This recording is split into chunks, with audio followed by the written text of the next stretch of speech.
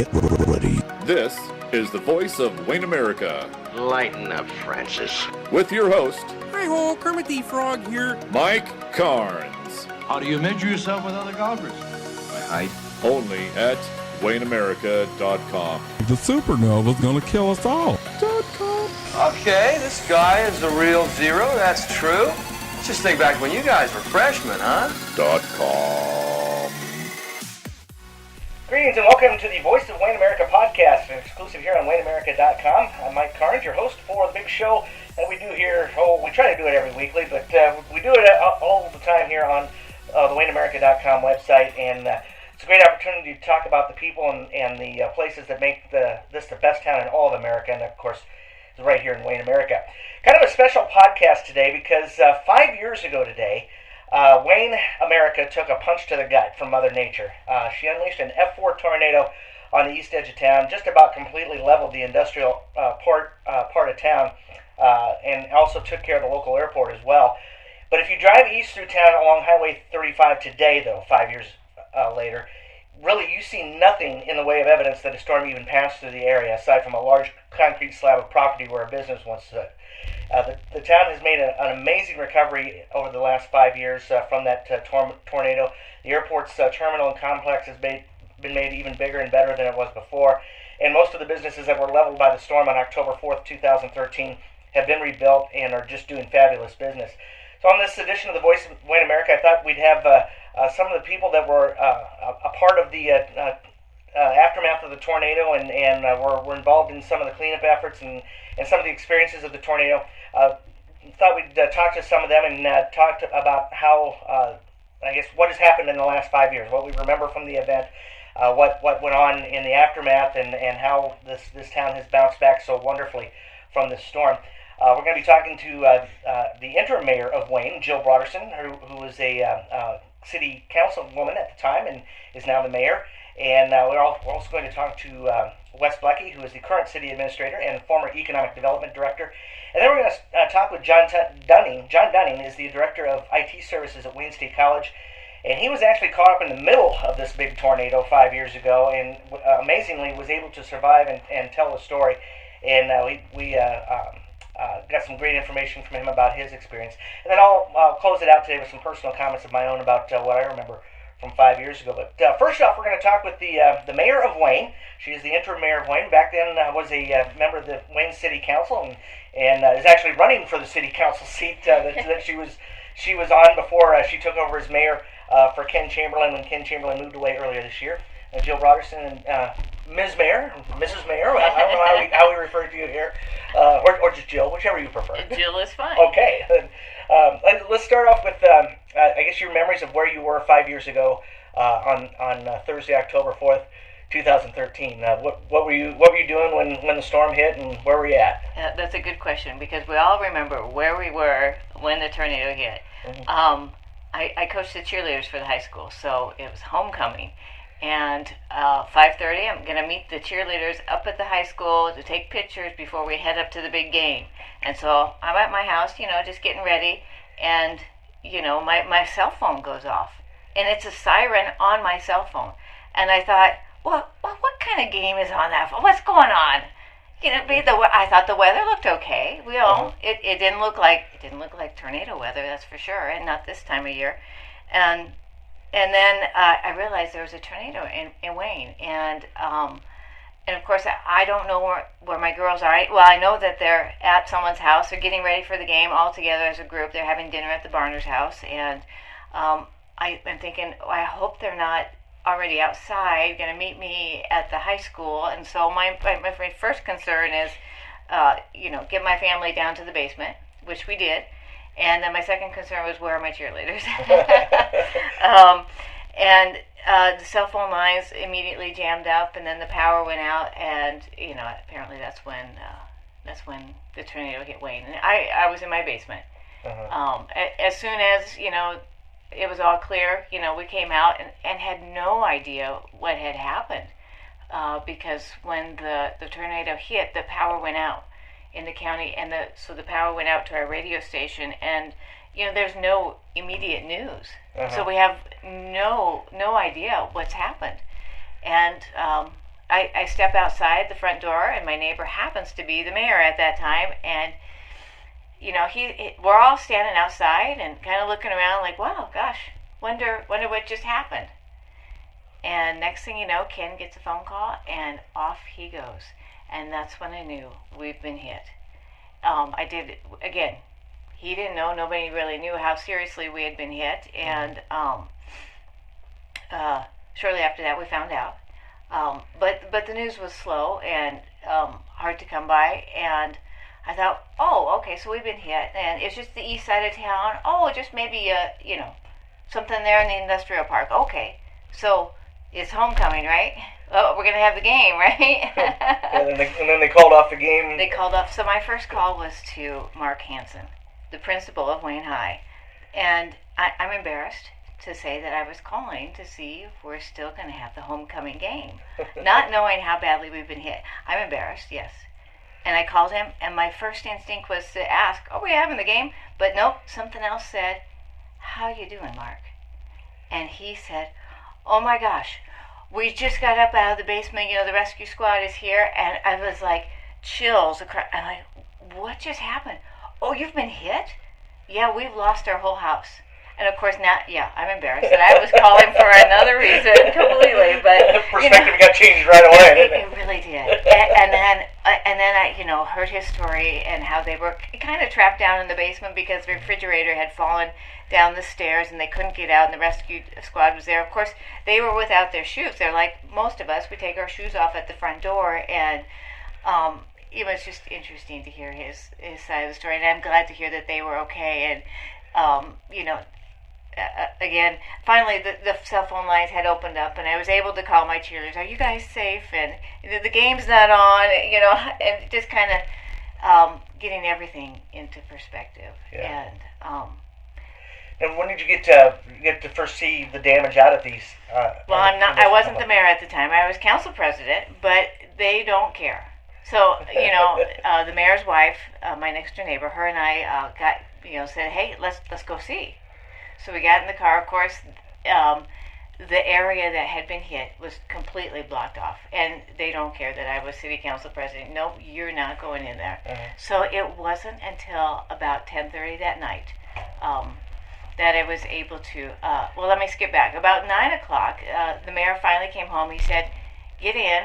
We're going to a press conference." We had a press conference at the Community Activity Center. So it was Ken, his wife, and I, and went to the press conference, and Ken spoke very well. And then he said, gosh, KTCH wasn't there. Let's go see what's happening out there. Let's go see if they're okay. And we'd gone out there, and of course they were without power. They didn't have a generator. They were unable to broadcast. They had no idea what was going on. But it was interesting. We went out to Heritage Homes, which was, I don't know, I call it the command center for that night. And I was absolutely impressed. There was every state patrol that I've ever seen there.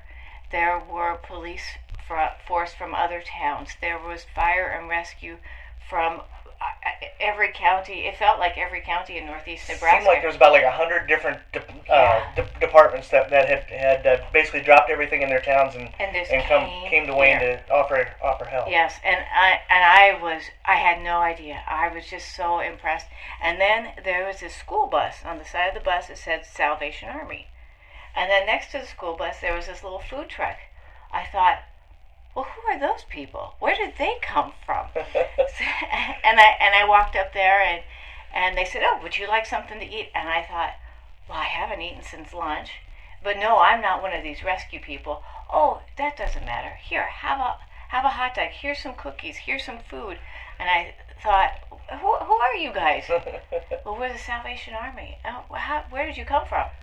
We heard that the tornado hit Wayne. We came from Norfolk.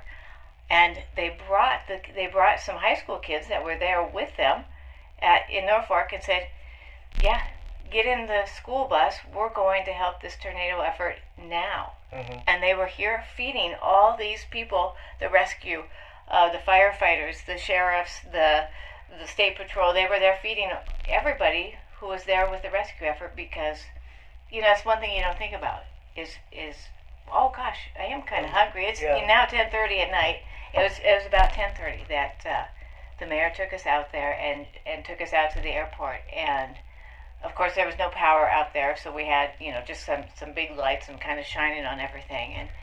And yeah, it was surreal. Yeah, I remember going out there that Saturday morning to take some pictures because by the time I got back into town, I'd taken a rare Friday night off from my job to go help out with a radio broadcast of a football game. And when I got back to town, by that time, everything was pretty much. It was. I was very, very thankful that Joel Hansen happened to be at one of the checkpoints coming into town that he was able to let me in. Otherwise, I'd probably still be out there in the field somewhere. Oh, that's right. Waiting to get in. But I remember not being able to get out there that night, and I didn't really make an effort to because I figured there was enough stuff going on there. I didn't need to stick my foot in there anywhere. So I went out there the next morning, and the first thing I thought when I saw all the damage was this. So this is what it looks like when a bomb gets dropped on a town. Yeah. Because that's exactly what it looked like. I mean, there's just, there were no buildings in the area where the tornado was. Debris. It was just debris everywhere, and it was just. The airplanes were crumpled up like foil. Yeah, they were just like big balls of tinfoil. Yeah. Is what those look and like. And the big beams, the big I-beams, the structure that those the hangars are made out of, they're just ripped in half. Mm-hmm. And I'm an architect, and so I know that some people, you want to run to a building. Well, you kind of have to look at the building you run into for safety. And like an airplane hangar, it's big structural steel, but then it's wrapped with like tinfoil, basically. It's just wrapped with insulation and a corrugated metal. So it's not very, it's not very sound place to go for a tornado. And you could see it. I mean, the metal side panels were just, thrown around like tinfoil. Yeah. And the trees, I call them tornado trees now because, they're just a tree that's totally stripped of it, just a few branches left and, debris hanging, mattress pads from the Pacific Coast Feather. There were mattress pads everywhere hanging in the trees out there by the airport. And when we had gone out there that night, of course it was dark and we were shining the light on. And we were jam-packed, all of us in this, it was in one of our police patrol cars. And my son, Jonah, was with me in the back seat. He couldn't even open his eyes. I mean, he looked, and then he said, I can't look at that. It was scary. Yeah. It was just haunting, and it was very scary to see, what you view as, your safety and how close we were to being destroyed, completely destroyed. And just knowing that we all survived and our town is still here. Yes, it did hit a few buildings, and thank God for so many things. Thank God it happened at 5:30 on a Friday afternoon. On a Friday afternoon. Yeah. And Pacific Coast Feather had let out of work. Thank God we had the instincts to go, the people out at Grossenberg's had packed into that bathroom and instead of hitting the road. Hey, I think I'll get in my car and drive home. Yeah. Thank God for our fire and rescue. The Hozzies, they live south of town. Their house was hit. Emily and Larry Hozzie. He said they went down to the basement and they could hear the tornado pass. And as soon as the tornado passed, he heard a voice. Hey, are you guys okay in there? A voice standing at what was their front window, which was now gone, yelling down in there. He said it was as soon as the tornado was gone. And I asked our police chief, Phil Monahan, how did that happen? How were you guys there?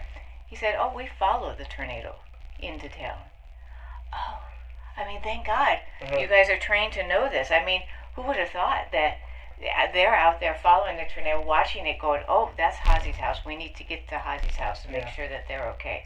Oh, there's Hanson's house. It's just hit Hanson's house. They hit Cruise Marks just to the south of Hanson's too. Too. Yes, and then Ankeny's house, and they watched it roll into our town, and they were following it. Yeah. Well, you were. I know that you were involved in the efforts afterward. I remember the city council having a special meeting on that. I think it was on a Sunday morning there at the fire station to kind of get an update from the mayor and from some of the other officials about what had transpired and where where help was needed and things Yeah. like that. And then I know you were involved in some of the efforts with Team Rubicon, Yes. helping to get Yeah. volunteers out to places where they were needed. And that was really kind of an amazing effort to see the Yeah. people from here, and not only here in town, but from all over pretty much all over the country. I know Ken had Ken Chamberlain, our mayor at the time, had a news conference that Sunday night here at the city office, and as right after the news conference got over, some guy just walked in randomly he said he was from somewhere in Minnesota. Yeah. He said he'd seen the story on the news and said he needed to come down and help out, and was looking for a place to throw a cot down for the night. Was he the guy who brought some equipment? I think he brought some equipment yes, too. like some yeah. heavy equipment, like a loader or something. Yeah. Yeah. Yeah. Yeah, it was just amazing to see the volunteer help that came and helped with the cleanup efforts and with everything that happened. So the next morning, Saturday morning, we all meet at the fire hall, and it's city employees. Like Gary Putri was there, and so it was the start of our rescue efforts. And we're all sitting in the meeting. We're listening to everything is a lot of red tape, and I'm not used to that. I mean, I know I'm on city council, but I don't have to deal with all the red tape of the government agencies. And this is our protocol, how we do things. And Gary Putri is there, and he's getting these phone calls from somebody from Emerson. Hey, I heard you guys have been hit. I have this. I can volunteer. I can help. And it was constant phone calls after phone calls of people with equipment or with food who wanted to help. And I said to Ken, we have this resource here, and it's coming in fast. We need to do something with it. And he had this great idea. We set up a hotline. Yeah. And it was our own hotline, and Brian Castine with the IT guy for the city of Wayne, he set it all up. We located out at the Community Activity Center this hotline. Emeritus staffed it with people to answer the phone call, and it was constant. Hey, I have some blankets I wanna donate. I have school kids want to come help pick up debris. School kids from Mapleton, Iowa. Their town was hit by a tornado, and they felt the need to pay it forward or to pay it back. And they brought. So how do we take all these people that want to help? And yeah, it was constant. People bringing a plate of cookies, and to help with the people with the rescue. The people who are doing the cleanup, which is great. It's very much needed. You forget about that. You forget. You get to working so hard, and next thing you know, it's like 4:00 in the afternoon, and you haven't eaten all day, and somebody brings you a cup of chili. It's like, this is the best thing I've seen all day, because I've been looking at destruction. But it was constant. Blockage Builders Resource Set called, what do you need? I said, we need gloves. We need gloves for the people who are picking up debris. We need garbage bags. We need equipment. We need people. And so we started up this hotline, which I look back and it was just amazing. Yeah. I called a good friend of mine, Melissa Hammer. She came and she helped start the organization of, okay, here's our list of all the food. Here's our list of all the things. Here's a list of people, equipment, and here's another list of the people that need somebody out there to help them with the cleanup. And so many different agencies came in, from the Red Cross to the Salvation Army to there was another Christian company that came and helped Ankeny's. Do you remember that? I don't remember that. Yeah, just Good Samaritans from all over.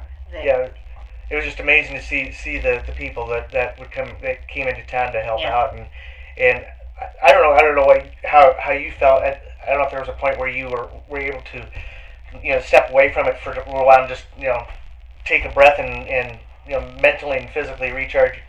I know for me, and I wasn't doing near the work that anybody else was doing, but as editor of the newspaper at the time, pretty much from the time I got back into town until we were done with the paper on Wednesday, I don't know how.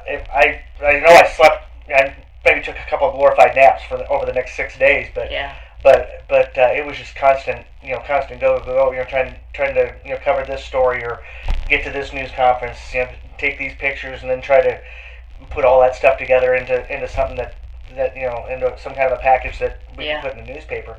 And I just remember finally having a moment to just decompress for a little bit. And I remember going home that evening and just going in just a complete emotional, mental, physical breakdown. Meltdown, just a complete meltdown. And I remember that night I turned the light off in my house, and I spent the night in the dark. I was just that burned out. Wow. And I can't even imagine what people like you and Mayor Chamberlain. I can remember Ken saying he didn't sleep for like 2.5 days or something like that. Yeah. And and what some of the other people that were as deeply involved with the cleanup efforts and everything, can't imagine what that must have been like when you were finally able to. Your adrenaline was just straight adrenaline, because there were so many people that needed help, and how do we do this? And I would say once Team Rubicon stepped in, I was able to kind of take a break. Other than that, it was just constant go. Yeah, constant go. Yeah. Yeah. Well, 5 years later, you look out there, and that morning after, it looked like a bomb had dropped on the place. Yeah. And 5 years later, really, aside from the cement padding where Pacific Coast Feather once stood, you really can't tell that a tornado hit that east side of town. It's just been remarkable what all those businesses that were impacted by the tornado have done to rebuild and stay in those places. And it could have been very easy for a lot of those businesses to follow Pacific Coast Feather's lead and move to another city. Yeah. And really, I think there's only maybe one or two small businesses that had been located out there that are not there now, that have moved. I think there's a family construction company that they moved their operations to their home. But other than that, everybody's still there. Sand Creek Post and Beam, Grossenberg Implement. I think the Napa store moved east of Wayne East there, but the greenhouse. I mean, she did close down that greenhouse part of it. Yeah, and that building. Those are really the only ones that aren't there that were there 5 years ago, and to look at the place now, it's just, again, you're just like, really, a tornado actually went through here 5 years ago? Yeah, it's amazing, isn't it? It was amazing. Thank God it took the path that it did at that time of the day, and we had our sirens, and I think everything is just kind of upgraded since there. I mean, I wish it had never happened, but look what we have now. Everything is upgraded a little bit. The summer sports complex, the rugby fields are upgraded a little bit. The airport, it looks amazing now, doesn't it? Yeah. Yeah. I again would rather not have had the tornado, but our airport looks great. Yeah, and I remember a comment Ken made at that news conference that Sunday after the tornado. He said something that was I thought it was a great way to describe what we had experienced. He said something to the effect of, "You never want a tornado to hit your town, but if you have to pick a time and a place and a situation, says we probably couldn't have picked a better one, because 5:30 on a Friday, pretty much everybody who works out there is gone. I know Grossenberg had some people there, and there's some other businesses, but it hit an industrial area instead of residential. If it hit a residential area, we'd have a whole different conversation to talk about. Yeah. And nobody died in the tornado. John Dunning was wounded quite significantly, and we'll be talking to him later here on the podcast. But, and the families that did lose their home south of town, I mean, at least most of them were in their basement. They had sought shelter, and like Cruise Marks have rebuilt their house. I know Hanson sold their land and bought a house in town.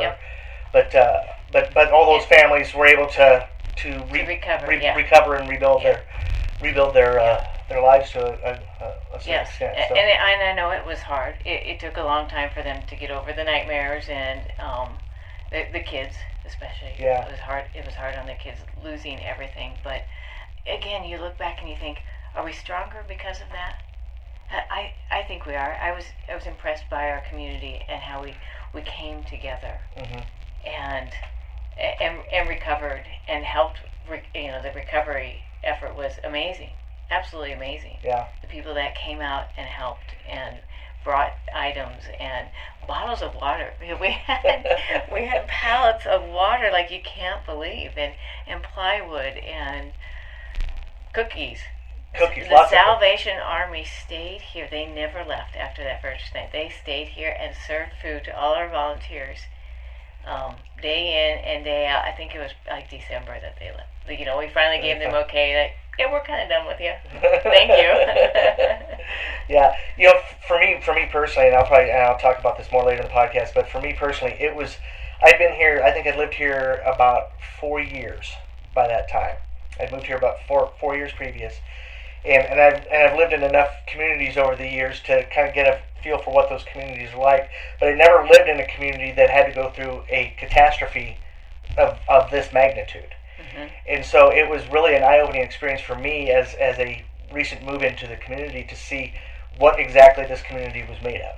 Yeah. And I think that might have been part of the reason why I had that breakdown of that Wednesday night, because I was just so happy to have seen what I had seen, and I never heard one person play the poor me card or complain about anything. Yeah. There was no inner city politics or any kind of stuff that sometimes gets in the way of recovery efforts when people are looking out for themselves instead of looking out for everybody. And I never saw any of that in the aftermath of all that. And that was when I said this is the town for me. And that's really, yeah. I was just so thankful to have. Yeah. I mean, like you said, you never want to go through an event like that, but I was so thankful that I was able to go through it and not only put my skills to work as a journalist, but then to be able to see things as a community member, as somebody who's just a member of the community in the grand scheme of things, and to see what had happened and how we responded, how the city responded, how the county, how the community responded to that was something that sold Wayne for me from there on. And I have to say, I was just so impressed with everyone, because it wasn't like, well, it's 5 o'clock, I need to go home now. Yeah. No, they're there. They're gonna get it done. It's really the real word of community. Yeah. Everybody came together, from the city employees. Again, city employees, it's 5 o'clock, time for me to go home. No, it wasn't that way with anybody. And everybody stayed and they got it done. Yeah. Just had to do what you needed to do, and didn't matter if that was part of your job description. No. It's where can I help and what needs to be done next. Yes. Yeah. It was. Yeah. It was with everybody, from the city employees to just community members. Where can I go? Where do you need me? Yeah. Yeah. Yeah, it's real sense of community. It really is. It was just a wonderful thing to see in the aftermath of such an amazing destruction that took place here 5 years ago. We're talking with interim Mayor Jill Brodersen. She's was a city councilwoman at the time of the tornado. She might still be a city councilman here a month from now. Yeah. I guess she's running for re-election to her seat there in Ward 4. But talking with us today as the mayor and as somebody that was involved with the aftermath of the tornado 5 years ago. And Mrs. Mayor, thank you for taking time to talk with us on the program today. Thank you. Sorry, you brought me to tears. It was an emotional moment, no doubt about it. Yeah. So we're going to take a quick time out here on the Voice of Wayne America podcast. When we come back, we're going to talk with current city administrator and former economic development director Wes Blecke about the business side of what had happened in the aftermath of the tornado in 2013 here in Wayne. We'll talk about that here after this quick break here on the Voice of Wayne America podcast. Providence Medical Center in Wayne is proud to announce the addition of a new surgical procedure that they now offer at the hospital, shoulder arthroscopy. This surgical procedure is for those who have rotator cuff injuries, where the surgeon inserts a tiny camera and the necessary instruments through small incisions in the shoulder rather than doing an open procedure with a large incision. Dr. Joseph Caro specializes in orthopedic surgery for Providence Medical Center. He is the team physician for Wayne State Athletics and also offers his expertise at multiple high schools in the area. For more information, check out Providence Medical Center's website at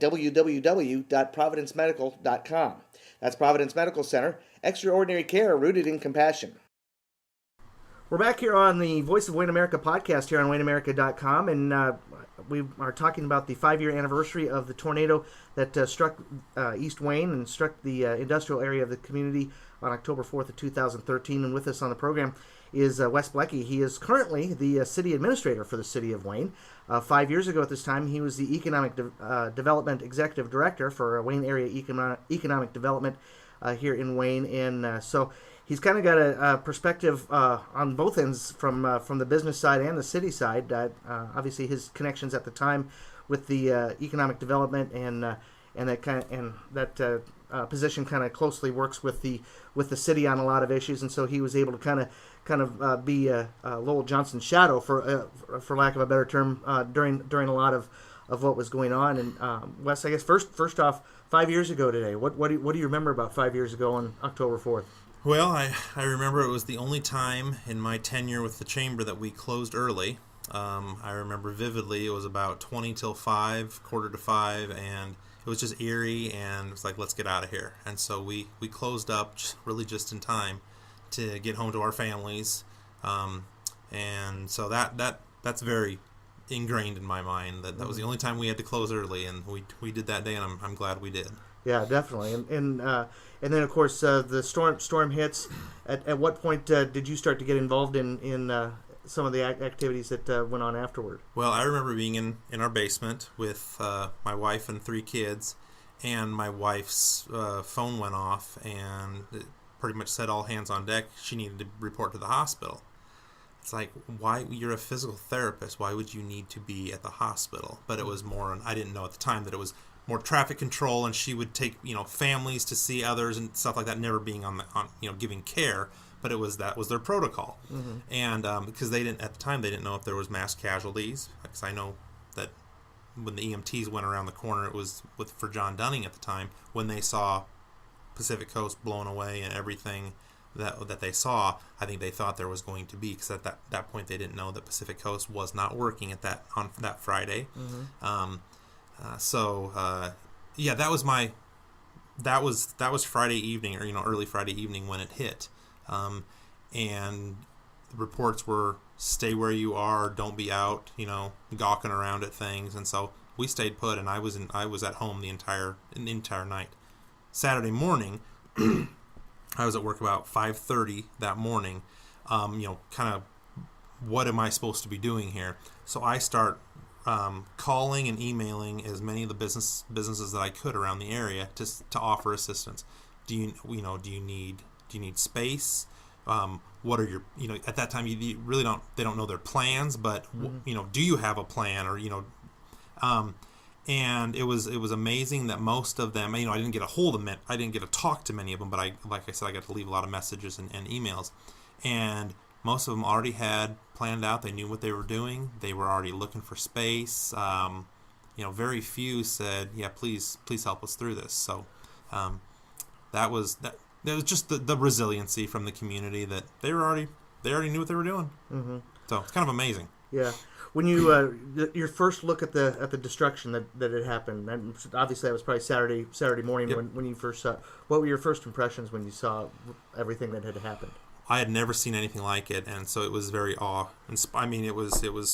was awestruck. I didn't know what to think. Mm-hmm. I already knew that Pacific Coast was not working on Fridays. They had just literally the week before had switched to a 4-day week. So I knew that kind of stuff. So I knew that there shouldn't have been people in there. If I didn't know that, I'm sure I would have had a whole different perception of seeing that building.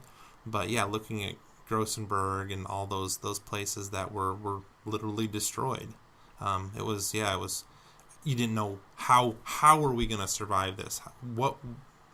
How many businesses are we going to lose? How many people are just going to say, you know what, this is a great opportunity to go someplace else? And nobody but one did that. So that was refreshing, and really showed really the like I said, the resiliency of the business community.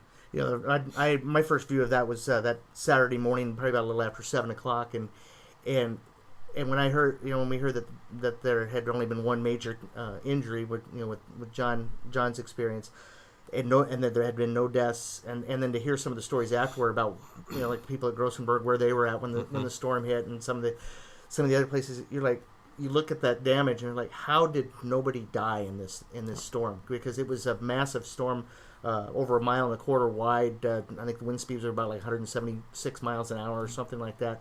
How did nobody? How did we come out of that with no casualties or no deaths in that thing? It was amazing. It was terrible for the people that were involved with it, and it's bad to say that, if it had been a mile to the west, what would have it done? But there would have been a lot more damage and probably a lot more injuries. Because just with the density. So it sounds bad to say if it could have hit any place in town, that was the place to hit. It turned out that it really was the best place because we didn't have any casualties, and yes, Johnson suffered a lot of injuries, but bounced back, and what a story he is. And so, we're very fortunate to be in the situation we are today, looking back on those 5 years. Yeah, and you had mentioned that a lot of these businesses already had a plan in place for an event such as this. Still, even with that in mind, I was amazed at how quickly that area came back. A storm that devastating that did that as much damage as was done. I think the total was like $50 million range somewhere. For that much damage to be done, to see it come back that quickly was just amazing. What was your perspective of that? Absolutely, it was. I think maybe Kevin Koenig was the first one rebuilding out there. It was within a couple of weeks he had another building up, and I think that was like just from there on, it just a building after building kept springing up. The slower ones to rebuild were the ones that were going to expand. The Grossenberg story of they got what they wanted now. As equipment keeps getting bigger, they probably needed a new facility, but the time and effort and money to build that was probably not on their radar right then. Well, it was once their shop is gone. So, Sand Creek building back and building bigger, and everybody got to then build to what they needed and not we got to use this room for whatever it is. Well, now you could build it to the needs of today and tomorrow. So it's terrible to have to go through that to get what we have today, but talk about a beautiful business park we have now with all new building, 5-year-old buildings. So it's quite remarkable. Yeah, I've showed my family and other friends who come to Wayne and didn't see that area out there before the tornado, and you drive them out there and they're very impressed with what is out there now. And I said, you should have been here 5 years ago before the tornado hit, and I mean, from what it is today back to what it was then, it's just and pre-tornado, it wasn't bad by any means. No, it wasn't. It was just a matter of it's so much nicer now than it was. Yeah, there's a lot of older buildings that original buildings that had been built out there when that area was developed, and then of course the airport. I think what were they 2 weeks away from turning that over to the city, and then they got to start over. Got to start all over again. Yep. So, as far as we talked right now, what we have a little thing that Wes has as a kind of a keepsake from that. It's a badge that he had to wear, and anybody who was involved or at the scene or had to be at the scene had to wear these specific badges, and you have kept your badge and you have it attached to your calendar. Evidently, you get a new calendar every year. You attach that to. Tell us a little bit about the memory of that and what you remember from that. Yeah, well, how I got it, I guess, was when I was talking about how I was at work early that morning. I don't know if I got an email from Lowell or what, but somehow I knew Lowell was at City Hall here, and I don't know how we connected, but somehow we did, and he said, "Let's go." And so Lowell Johnson took me out to headquarters, for lack of a better word, out at Heritage Homes, and signed me up to be got this volunteer badge that you had to wear everywhere you went because they scanned you in because they wanted to track your hours. Mm-hmm. So I guess I was considered a volunteer anytime I was out there. But I was really just, like you said, a Lowell Johnson shadow. I just kind of latched onto him, and wherever he went, I went. We talked to businesses, worked on cleanup crews, and there's so many people involved with things, with current Mayor Brodersen being involved with volunteers. Alex Cook at the time as at the activity center, kind of being the phone center. So many people had so many different roles.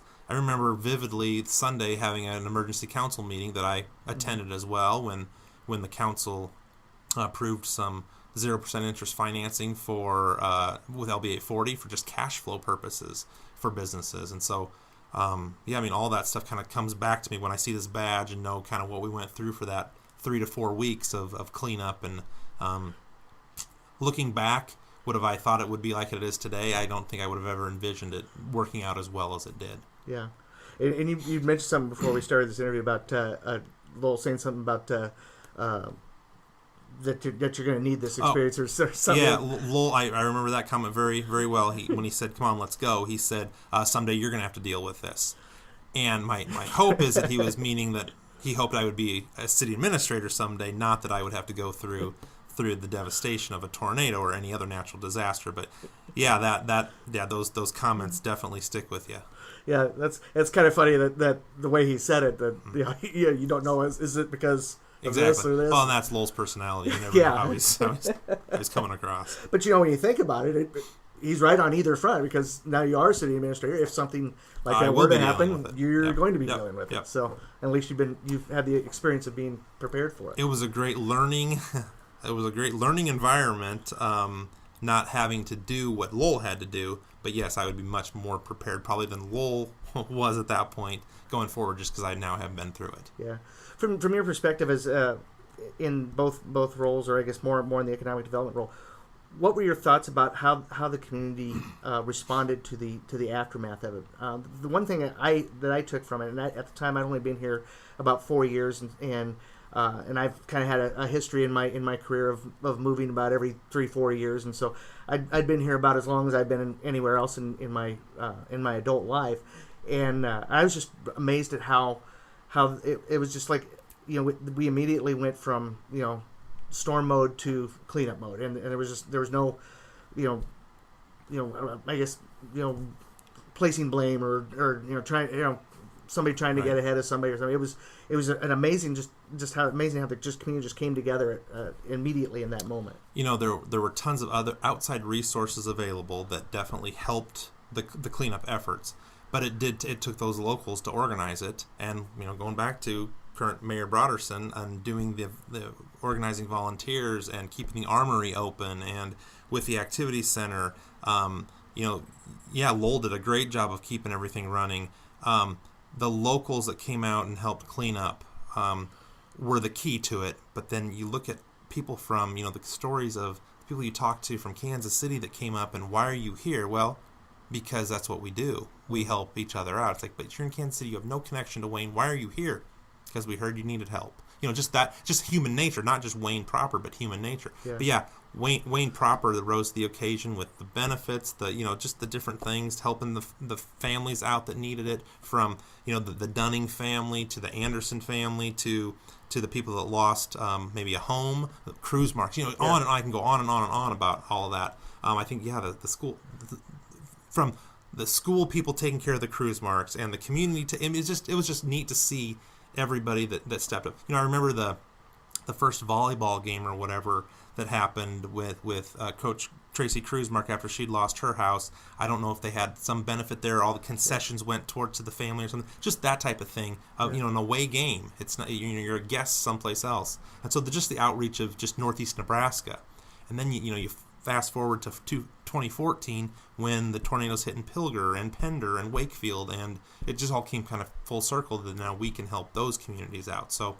Northeast Nebraska strong. I mean, it was just a true testament to everybody in the area, especially here in Wayne. Yeah, I've told people that weekend really sold me on this community, because, like I said, I'd lived in other communities across the state, but after going through all that that went on in the aftermath of that tornado, that really sold me on this community, and then of course, like you said, the other communities in the area that came through and helped out. I remember there were a couple volleyball games that Wayne went on the road in the immediate aftermath of that, and the home team had some kind of a thing where they donated all the money from the concessions and had a kind of a little pitch a penny in a bucket or type of thing, and they gave that money to the cruise mark. That was really a neat thing to see happen. That we can battle on the court on Friday nights, but in the end, we're all the same human race, and we all care for each other that way. Yeah. Now you moved into your role as a city administrator. What I guess, taking that experience you had as economic development director, what I guess going forward, how prepared are you for if something like that were to ever happen again? You will remember. You'll if something like that would happen again, you're going to vividly remember what happened before and how to get things done that way. The manuals are important that are on the walls to tell you what to do. But your adrenaline's going to take over, and you're going to remember how you went through it before just the experiences. I think we have better things in place. I think communication will even be better. I mean, that's always trying, because you've got phone lines that are down or something like that, or your cell service isn't working, so you've got to rely on other things. I think that would all be better this time around. Hopefully we never have to deal with it, but. I think we're prepared for those types of disasters, but no two disasters are ever alike. Mm-hmm. So you don't know, what happens if that tornado, like we said, had gone a mile to the west. Is our power plant available? Because I don't know how many minutes we were down from power in the city proper, but it was minutes. It wasn't days like it could have been. So if that happens and we're days without power, things really change. So. While we're prepared, you're never prepared for every possible scenario. But like you said, with good people in leadership positions, things are going to happen, and you're going to recover. You're going to recover. Again, we hope you don't have to worry about it, but you're always going to plan for it. Yeah. And going back to the industrial complex, as we said earlier, 5 years ago, from where it is to where it is today, it's like night and day. And you drive people past there, and you tell them this is ground zero where their tornado is. And you really don't see any evidence of it, save for the cement pad where Pacific Coast Feather was. Mm-hmm. And I know that obviously was the biggest disappointment in the whole thing was their decision to leave Wayne and to move to North Carolina. And you obviously being on both sides of the ledger now, where is that the status of that land, and what is there an opportunity for that to get filled up at some point? The property is for sale. The Community Redevelopment Authority owns that property, and it is for sale. They have been actively marketing and trying to sell it. What they're determining right now is whether they get rid of the concrete that's out there, because initially the hope was that somebody could come in there and reuse the foundation. There would be hard surface for parking, and that hasn't materialized. And now that concrete that's out there, the large 75,000 square foot concrete pad, was never made for outdoor use. It was all indoor use, and so now it's susceptible to the elements, and so it's deteriorating. And so at some point that will likely be all green space. It's easier to sell as well as if everything is cleaned up. You got to have the right buyer to come in there, and so the CRA has really struggled to determine whether they go forward with cleaning it up, or do they still hope for that right person or right entity to come in and buy it as is and use it. Right now, Williams Farm Engineering is leasing it and using that concrete pad for a laydown yard for a lot of wind projects going around, and so they're using it right now. It's perfect for them. Of course, we're nudging them to maybe they should be interested in it. So the right entity needs to come along for it the way it is, but you'll likely see it cleaned up in the next year or so if they don't get any other bites on it. Yeah, and what kind of business would you like to see in that spot if you were the one? Google.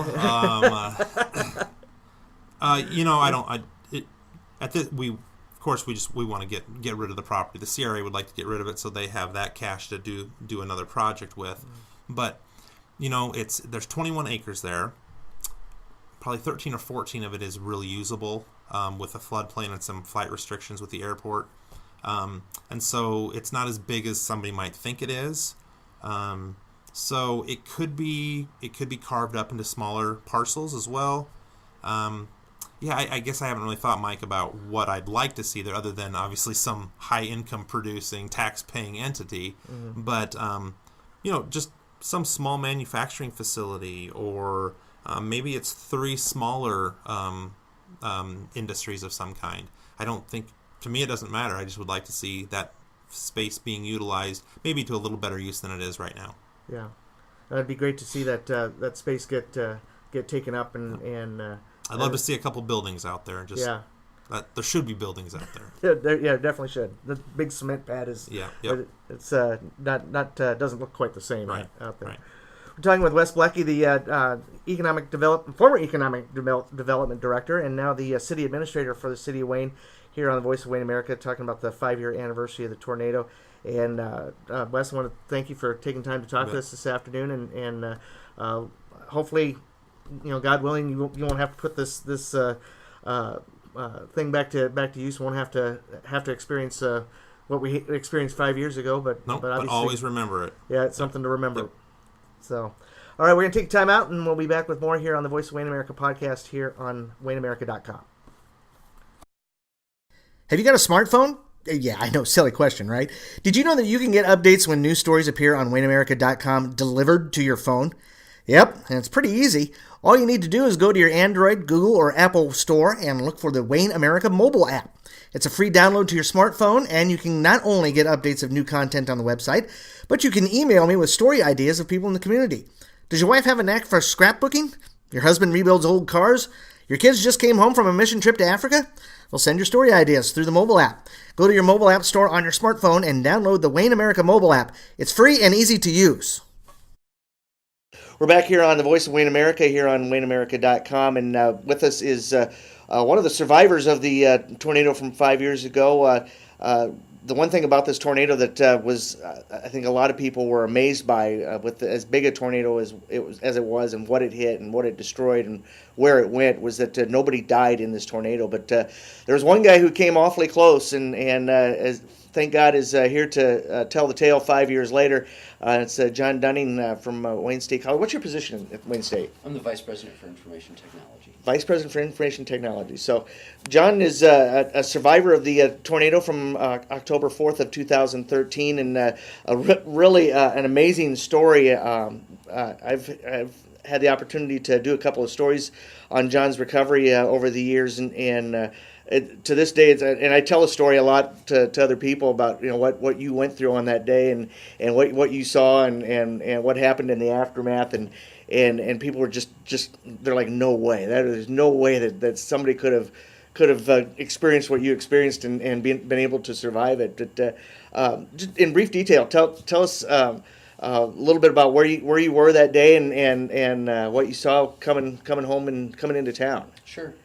So a number of us from Wayne State were in Chicago for a strategic planning trip, and we flew into the Sioux City Airport that Friday afternoon. We knew actually that there was bad weather scheduled, and we were making some disaster recovery plans, ironically, for the data that we had accumulated on this strategic planning trip. So we were emailing it back home and making sure that was safe. But we ended up flying into Sioux City, and I had driven into Sioux City alone from Minneapolis on the way in, but on the way back home, my bags were off the carousel first, and Michael Anderson's, who was our Vice President for Academic Affairs at the time, and a friend of mine, his bags came off, and I said, "Hey, Mike, do you want to jump in the truck and ride home together?" And he said, "Sure." So we told everybody where we were going, and we jumped in the truck and headed out.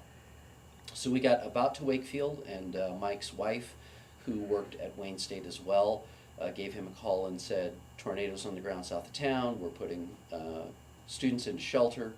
And of course, the problem that we were faced was that most of the school administration was behind us in other vehicles, so there were very few members of the president's staff still on campus to help deal with the emergency and communication around the emergency and all of that kind of stuff. So I called my wife and said, "Get the dogs in the basement," and we floored the truck, and away we went to Wayne America. So we crested the hill east of town, about where the landscaping service is, and looked down into town and saw that it looked fine. There were low clouds. It looked like sort of fog had socked in around town, but certainly no tornado that we could see at least. And so we coasted down the hill, and as we started approaching town and started approaching the creek, it started to rain really heavy, and then it started to hail really hard, and I had the windshield wipers on full blast, and we couldn't see, and I slowed down, and I was like, oh, this doesn't feel right. And then just as we were crossing the bridge, we started seeing pieces of building fly across the road in front of us, and we realized that we'd somehow driven right into it. And Michael started yelling, we got to get out of here, and I started yelling back, I know. But we were on the bridge, so there wasn't much we could do. So as soon as we cleared the bridge, I cranked the wheel to the right, and the windows of the truck exploded. And Michael bailed, and I fought with my seatbelt for a little bit and bailed. And then I remember fighting with the door to get out of the truck. Of course, I was upwind on the driver's side, and you're basically trying to open it directly into the tornado. And thank goodness that the window was shattered, because I don't think I would have opened it otherwise. And bailed out, and I remember feeling pelted with small debris in my face and stuff like that, and falling to the ground and wrapping an arm around my head. And then the next thing I remember is Michael standing over me. And the edited version of what he said is, "Don't move, help's on the way." And I said to myself, "Well, I'm not hurt, but I'm really tired, so I'll just lay here for a little bit." And the next thing I clearly remember is about 12 days later in ICU in Sioux City. Yeah, and of course, time when you were laying there, it was in the aftermath of you actually being hit by a dumpster. Right. You had a dumpster roll over. Right. So reconstructing the story, fortunately I don't remember most of it, but reconstructing it from wound patterns and from Michael's memory, we think what happened is that I got caught up in some barbed wire fencing and dragged through the air about 20 yards to behind where Michael was. And then he remembers the dumpster story very clearly, with it bouncing across the road and the air being sucked out of his lungs in the middle of the storm, and then the tail end of the storm coming over us.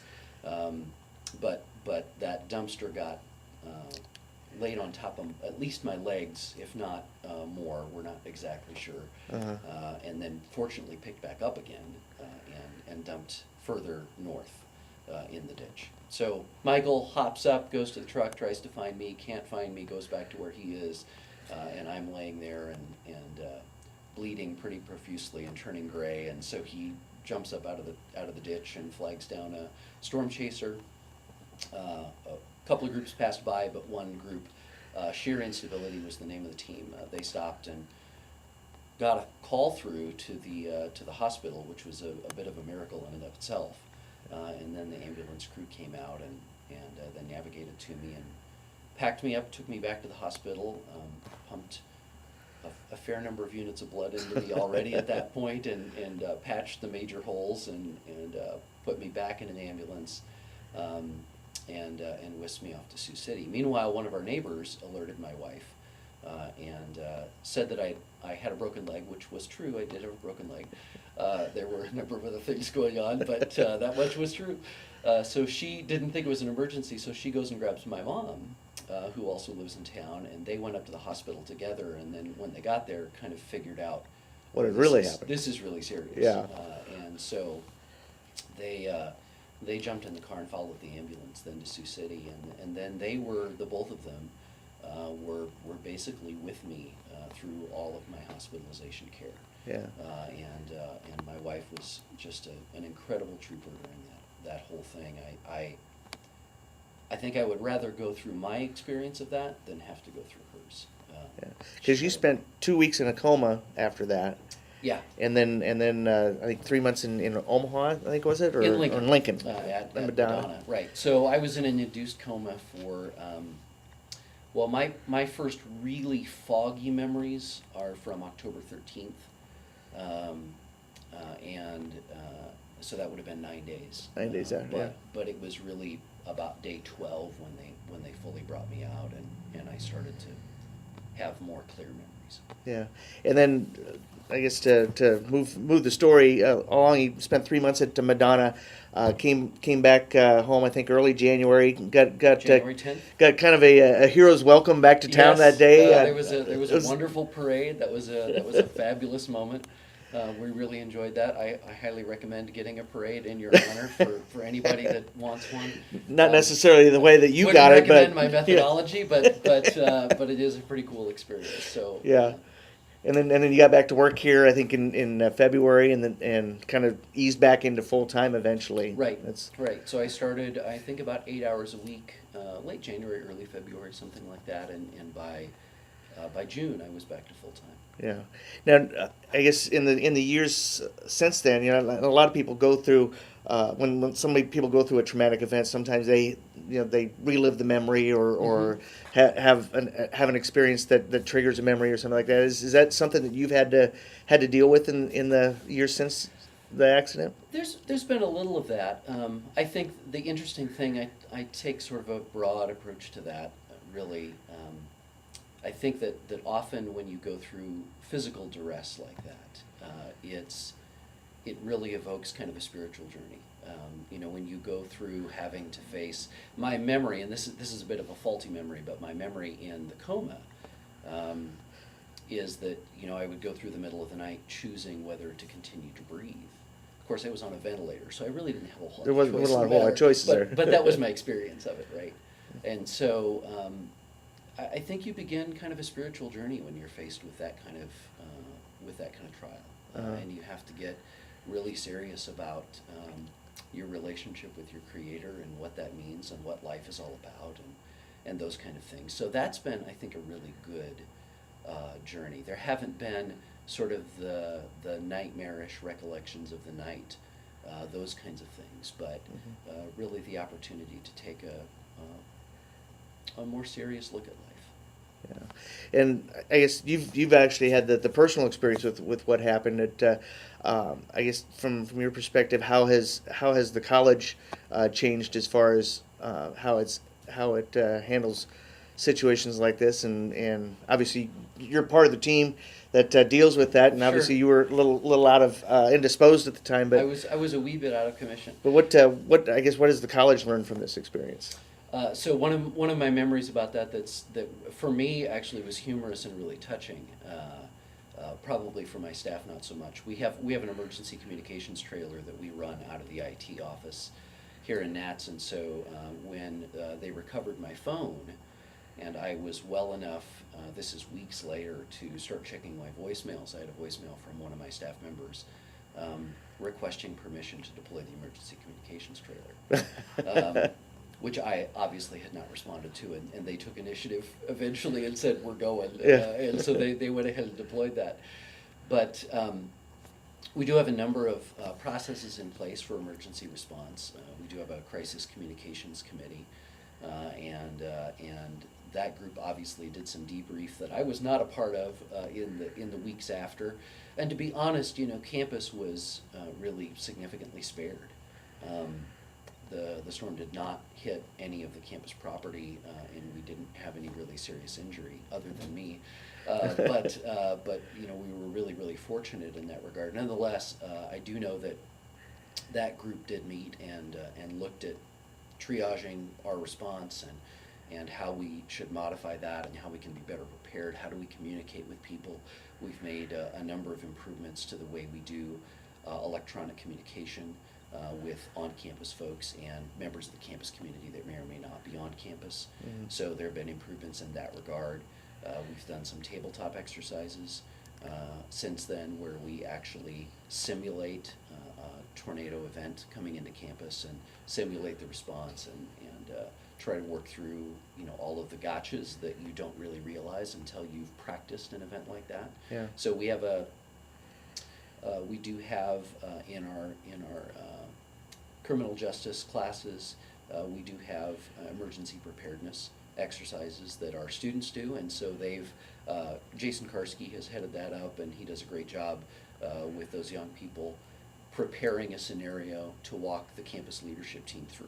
Mm-hmm. And so they'll come in and do a tabletop with the group, and that's always a little unnerving and kind of fun because it's not real, and so but you get a chance to sort of work your system through its paces. Yeah. Have you been able to I guess use your experience to I guess help out in that preparedness in well, I don't know. My experience is mainly in being stubborn in recovery. You know, my degree of ability to foresee natural disasters is obviously not that great, nor is my ability as a weather forecaster. But you know, certainly we've had a lot of conversations around communication with folks, and how do we alert people that we believe a crisis is imminent, and how do we make sure that we're coordinating well with the other members of the community of Wayne, you know, the police force and the high school and the hospital if need be. So we've had conversations around that. Yeah. But I don't know that my personal experience has a lot of bearing on that, other than sort of treating the matter seriously. All right. You're probably the guy that they'll probably want to send out. Right. Go yeah. see what it's exactly. doing outside. I'm the lead storm chaser now, unfortunately. So I guess in retrospect, when you look at the path of the tornado and where it ended up, I think we're all extremely grateful that if it had to hit anywhere in town, right, that it didn't. It could, because if you look at the path of the tornado, it kind of took a turn to the northeast, you know, a few miles out of town. If it had come straight through town, you know, we'd be sitting in a big empty right now. Yeah, absolutely. Yeah, it. You know, I hesitate to say that we were fortunate because there were folks who lost their homes and lost their businesses, and you know, folks whose while most businesses certainly rebuilt, there were folks whose livelihood was impacted. So it's hard to say, weren't we lucky, without also taking into account the impact of on the folks that were in the path. Mm-hmm. But that said, by and large, things could have been a lot worse for more people had the path of the storm been different. Yeah, I just remember my own experience. I was actually going to Bloomfield for a football game. I was taking a rare Friday night off from writing about a game to actually doing a video broadcast on the game, and I had an intern that was going to cover the Wayne High game here that night, and not knowing where the tornado had gone at the time that it happened, I was really concerned about, you know, what I was going to see when I was able to get back to town finally. Sure, absolutely. And yeah, in the grand scheme of things, I mean, you know, we were lucky in the respect that it didn't go through the middle of town like it looked like it was going to, and it could have been a lot worse than it was, and those who were impacted certainly felt the brunt of it. Yeah.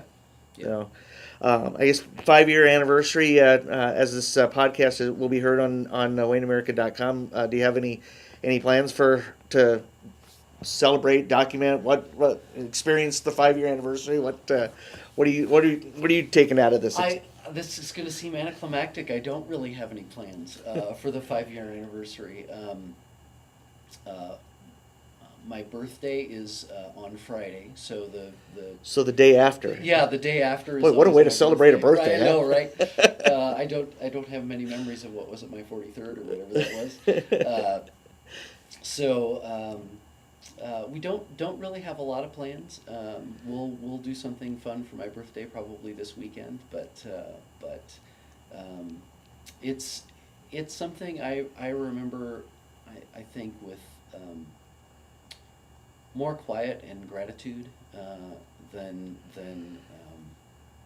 anything else. I mean, one of the things about recovery from an incident like that, at least for me, is that you're really humbled by the way people participate in helping you out. Mm-hmm. And that list, well, I think starts with God for me, but pretty close second as God's ambassador in the time is my wife, and she was absolutely stalwart, and my mom, and then just this huge host of folks from the community, you know, from prayer circles that went outside the community to the medical teams that worked on us that just did phenomenally outstanding work, to our rehab team at Madonna that was absolutely fabulous. All of the folks down there that were involved with sort of helping us to come to terms with what life would be like, and coming back to as much normalcy, right, as we could come back to, and So there's just sort of a quiet recognition that we're pretty blessed, and that, every day that you're vertical and ventilating, as I like to say, is a pretty good start to the day. Yes, it is, most without a doubt. Talking with John Dunning, what positioning again? Vice President for Information Technology. There we go, Vice President for Information Technology. That's a mouthful to say, but it's great that John is here 5 years after what he experienced, to be able to sit and talk with us here on Voice of Wayne America. Thanks for taking the time to talk on your experience. Absolutely. Happy to do it, Mike. All right. We're going to take time out here on Voice of Wayne America, and when I get back to you here, we'll have some personal thoughts on 5 years later and some personal memories of the tornado that hit Wayne when we come back here to the Voice of Wayne America podcast. Hey, we're back here on the Voice of Wayne America podcast here on WayneAmerica.com, and before we get to some closing thoughts, I wanted to, give a little plug for my photo services. My photography services have taken off quite significantly over here the last couple of years, and I want to thank all the moms and dads and grandparents and uncles and aunts and everybody who has saw fit to take advantage of the photos that I've taken of their kids and their grandkids and their nieces and nephews over the past couple of years, and have purchased photos through our website at mikeycproductions.smugmug.com. I go to a bunch of sporting events around the area and take a lot of pictures and put them up on the website. There are options for you to purchase either physical prints, or you can do a digital download. You can also get your favorite picture done on everything from playing cards to a cell phone cover. So go check out the website at mikeycproductions.smugmug.com. You can find the link on my website at www.mikeycproductions.com. All right, getting back to the podcast here, talking about the 5-year anniversary of the Wayne tornado, and just to kind of close things off, I wanted to, offer some of my personal perspective about where I was at and what I saw and everything that has happened since then. Just to kind of preface it, on this date 5 years ago, I was actually taking a Friday night off from my duties as managing editor of the Wayne Herald. I had a young man by the name of Rich Roden, who was an intern for me from Wayne State College, and he was had an interest in sports writing and had already developed a really nice resume of articles and everything. So on this particular Friday night, I was going to turn him loose and have him cover the Wayne High homecoming game against West Point Beamer, and that freed me up to go have some fun and do a play-by-play broadcast of a 8-man football game in Bloomfield. Bloomfield was playing Creighton that night. They were both 4-0 and both had pretty much manhandled everybody they had played up to that point. So on paper, it looked like a great football game to go to. And so I met Jeff Steffen from KEXL in Norfolk, and we met at the 8198 junction out about 20 miles west of here. And I got in his van and we proceeded to head north. And by that time, I had heard that there was a tornado warning for Wayne County. And by the time we had headed north toward Bloomfield, we had heard that the tornado had actually hit Wayne. And I'm trying to, get my self ready for this football broadcast I'm doing, and I'm going over the notes and the names of the players and everything. But it's kind of hard to do so when you're hearing that your town has just been hit by a tornado and you don't have any idea where the tornado hit, what it hit, what kind of damage is going on or anything like that. So it was kind of a difficult drive up to Bloomfield, trying to prepare myself for a radio broadcast. On top of that, and a lot of people may not remember this or even know this, but on top of that, around about the same time that Wayne was being hit by a tornado was coming down in Creighton and had hit their airport as well. So we weren't sure if there was going to even be a game when we got there because obviously the community of Creighton was under duress at that point too. So we're driving in between two big tornadic storms, trying to get to Bloomfield for the football game. We get there and we duck for cover because there's some hail and heavy rain going on at the time, and then once that was done, Jeff went and took the equipment up to the press box, and I ran to the bathroom. And when I came out of the bathroom, I see Jeff pulling the equipment out and taking it back to the van. We come to find out that the transmitter that they operate from is the transmitter that is north of Norfolk, probably about 10 miles south of Randolph.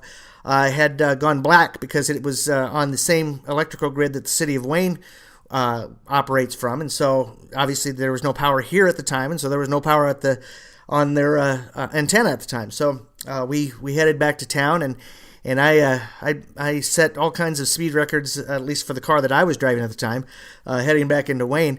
And in retrospect, I'm glad now that we didn't do the game because Creighton stomped Bloomfield 80-0 that night, and I can't imagine sitting in a press box in an 80-0 football game and wondering where my town was at or if it was still on the map.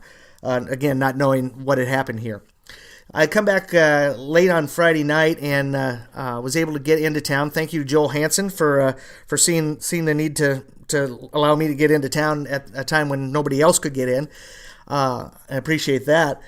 And so I was able to see a little bit and hear some initial reports about what had happened and where the tornado had hit. And thankfully, I guess, and Mayor Chamberlain said it, and I mentioned this earlier in my interview with Jill Brodersen, if you're going to have a tornado hit your town, that was probably the best situation under the circumstances, what we had experienced. But I didn't get to see it until the next morning, and I remember getting up about 5:30 that morning and going to the office, trying to get some stuff organized, at least get the sports statistics organized so that I could put them all together all at once when I had some free time.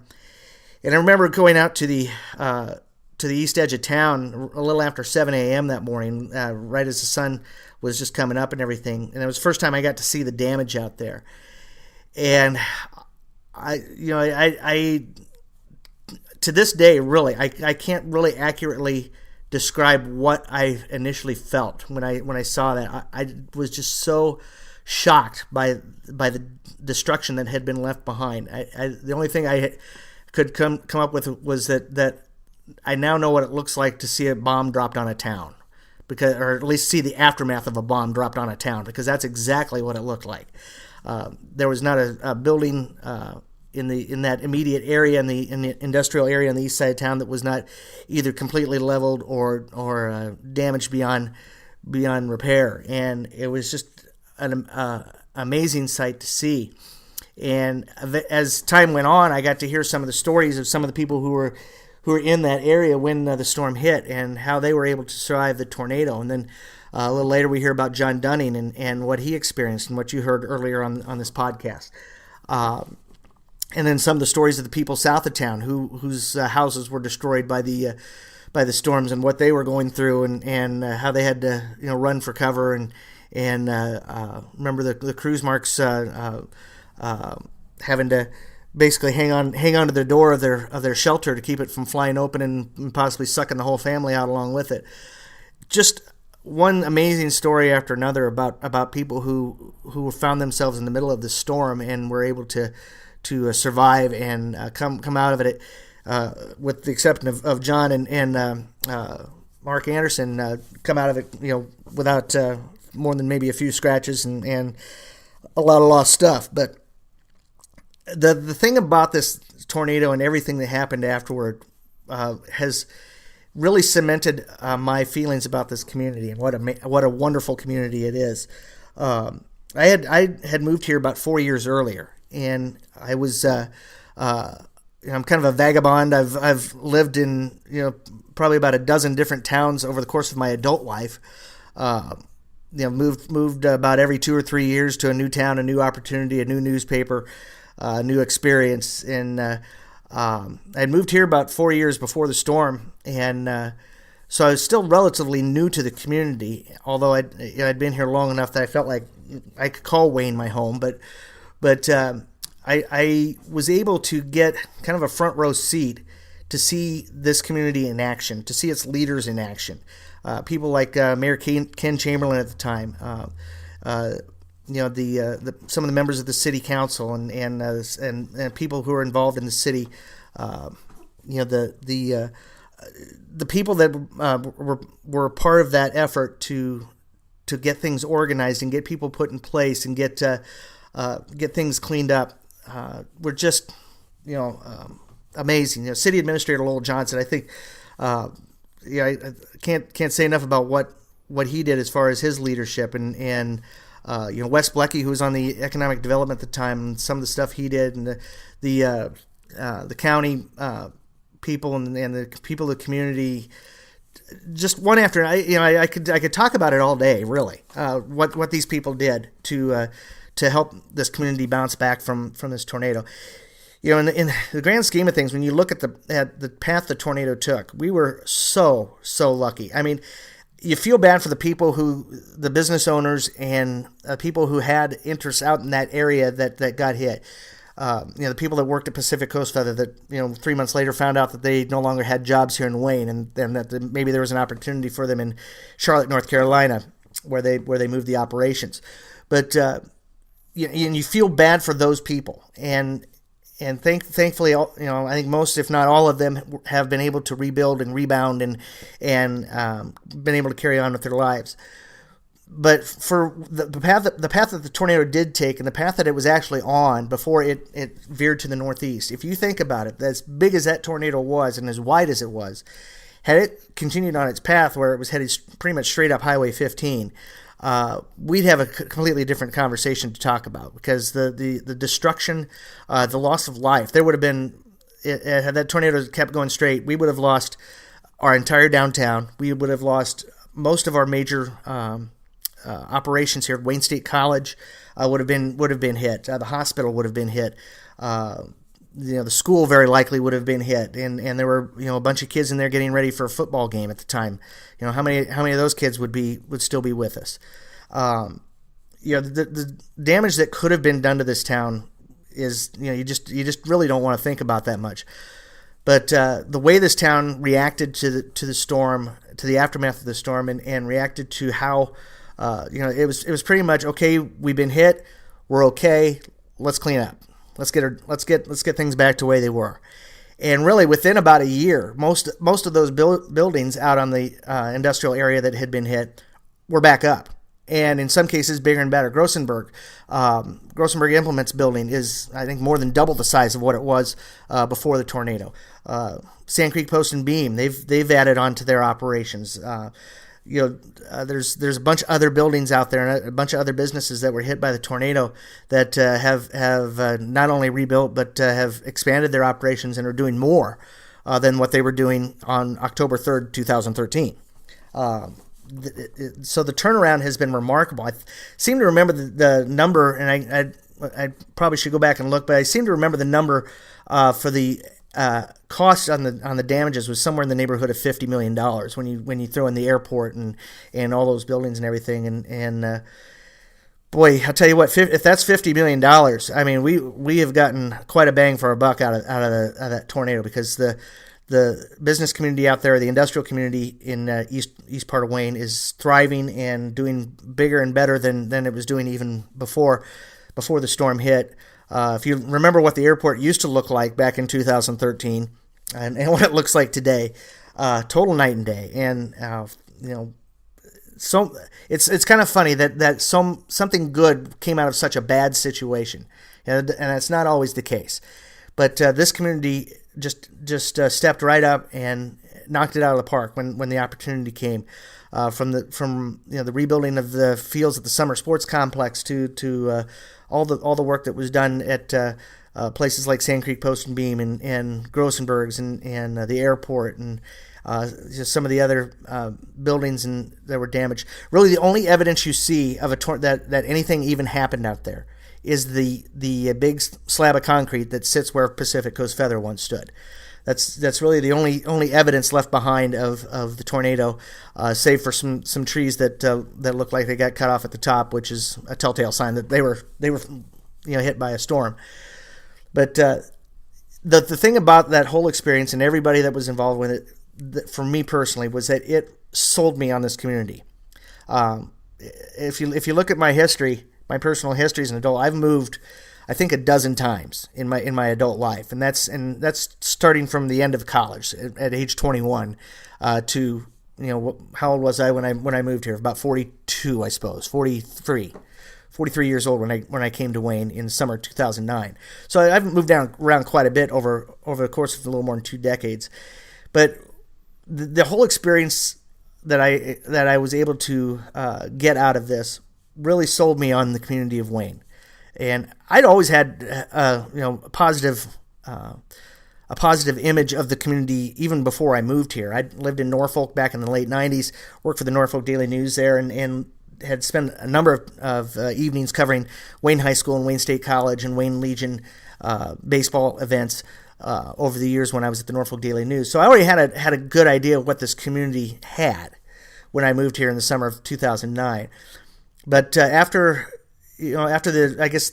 the end of the year, when things had pretty well died down from the tornado and the aftermath and covering all that, and I was really able to kind of sit back and look at everything, I thought, you know what, this is the place that I need to be, and this is an awesome community, and awesome people live here and work here and are doing things for the community, for the betterment of the community, and this is something that I want to be a part of. And really, since then, I've actually had opportunities to move to other communities and take over other newspapers and other options, and quite honestly, just not interested, because I feel like this is a place where I need to be, and this is a community that I can get behind and be a part of. And no offense to the other communities that I've lived in over the years, there's a couple of communities in there that up until the time I moved to Wayne, if I had an opportunity to go back there again and do something, I would have done it in a minute. But my experience here in Wayne has cemented me as far as being a Wayne resident, and I feel bad for the people at U-Haul, because they could count on my business about every other year, and now they're going to have to go find somebody else to be their cash cow, I guess. But I'm just so glad to be a part of this community, and if this whole experience from 5 years ago has opened my eyes to this community in a lot of ways, and I'd like to name everybody that has helped make an impact on me in this community, but I'm going to forget somebody, and then I'm going to feel bad about that. So I'm just going to say in a general statement, Wayne rocks. And the people of this community have been wonderful for me in my experience personally and professionally in this community, and I'm so happy to be a part of it, and happy to be able to talk about an event that happened 5 years ago that was a pretty traumatic day for a lot of us, and it's been quite remarkable to see how we have come together as a community, and how this community has stayed together in the aftermath of all of that. And what a wonderful community Wayne America really is. And so I appreciate everybody who has been a part of my existence here the last 9+ years. Looking forward to at least 9 more, if not more beyond that. And I again appreciate everybody who has been a part of my time here, and thank you for everything. And I do want to close down by giving special thanks to Mayor Jill Brodersen, Wes Blecke, and John Dunning for taking the time to talk. I know there are so many stories, but this podcast could run for days with some of the stories of some of the people that we that were had their lives impacted by this tornado, and there's wonderful stories to tell, and I look forward to telling some of them over the years to come. But thank you to those three for spending time talking with us on the Voice of Wayne America podcast this week, and we're going to close it down with that. I want to thank Providence Medical Center for their support as a sponsor of the podcast, and thank you for tuning in as well. I hope that I know it's a long podcast this time around, but I know it's worth the effort, and I appreciate everybody taking the time to listen to it, and hope that we don't have to talk about another event like this for a long time to come. So have yourselves a good one, and it's a beautiful day here in Wayne America, and we're going to close it down with that. Good luck to all the Wayne High sports teams in the days to come. I know there's some district and state action going on, so good luck to those teams as well. Hashtag Love You Blue. Have yourselves a good week, and we'll see you with another edition of the Voice of Wayne America podcast here on WayneAmerica.com.